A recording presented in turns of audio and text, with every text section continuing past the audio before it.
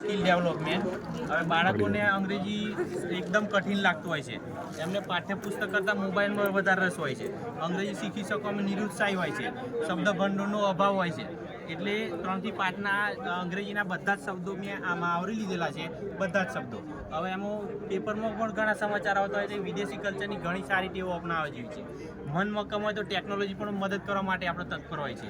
હવે motivation speaker છે સદગુરુ, એમની પરીક્ષા પે ચર્ચામાં એવું કીધું છે, તણાવ એટલે મગજને ઓઇલ મળી રહ્યું નથી, પુસ્તકોને પ્લેફુલ બનાવો.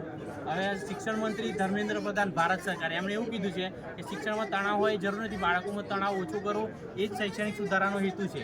વિડીયો ગેમ્સની ટેવને કારણે 36% વિદ્યાર્થીઓ શાળા કોલેજોમાં અભ્યાસ કરી શકતા નથી. આના આધારે મેં 2 વર્ષ રિસર્ચ કર્યું છે બ્રિટિશ ટોન ઉપર. હવે આપણે અંગ્રેજી આ બધા શબ્દો છે ઇન્ડિયન ટોનના શબ્દો છે.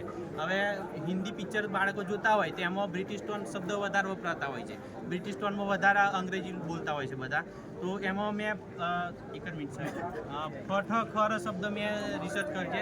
ગુજરાતી ડિક્શનરીના ફઠ આ 4 જ શબ્દોનો ઉપયોગ કરવામાં આવેલો છે અંગ્રેજી ડિક્શનરીમાં. હવે દાખલા તરીકે પ ઉપરથી જેટલા શબ્દો બોલાતા હોય છે, પેન, પેન્સિલ છે, પેપર છે, તો પેન હોય તો ફ શબ્દ લગાવવાનો, પના જેટલા શબ્દો આવતા હોય એમાં ફ લગાવવાનો. This a paper, this a pencil, this is a parrot, ફ લગાવવાનું એમ. હવે ટ છે ટેબલ, આપણે ટેબલ બોલતા હોય છે તો બાળકોને ઠ લગાવવાનું, ટના કોઈ પણ શબ્દ હોય તો ઠ લગાવવાનું. This a table, this a tension, I go to the temple. પછી ક ઉપરથી કાર છે, કેબીજ છે, તો ક વાળા શબ્દોમાં ખ લગાવવાનું છે. This a car, this a cable.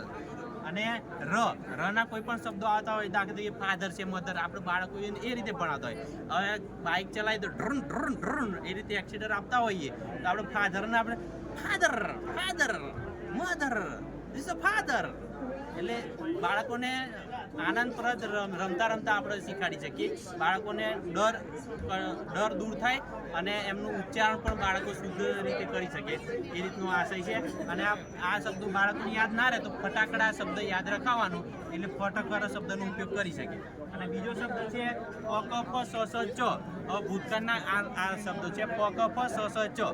ભૂતકાળના જેટલા પણ રૂપો આવતા હોય એમાં ઈડી લગાવવાતો હોય છે. હવે ઈડીમાં ટાઈપ છે, ક્લેપ છે, કૂક છે, તેમાં ટાઈપ્ડ, ક્લેપ્ડ, કુક્ડ, વોશ્ડ એ રીતે આપણે ટ લગાવીને અકફ સ ચ એમાં જેટલા શબ્દો આવતા હોય એમાં ટ લગાવવાનું છે.